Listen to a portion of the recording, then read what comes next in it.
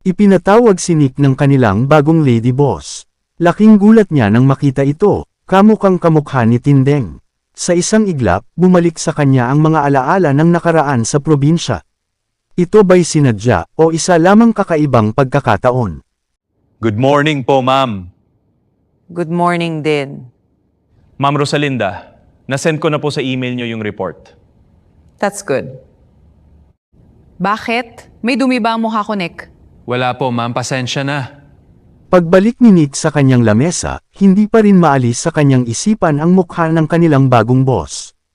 Nakaramdam siya ng matinding kaba, para sa kanyang lolo Isko, lola Marina, at sa kanyang anak na si Boy. Muha talaga siya ni Tindeng. May magaganap na naman ba? Ano nga mali ang kutob ko? Nag-aalala ako para sa lolo at lola ko, lalo na kay Boy. Matagal na kayong wala. Sinama ko na sila dito sa Manila para makaiwas, pero ano ito? Panganib na naman ba para sa amin?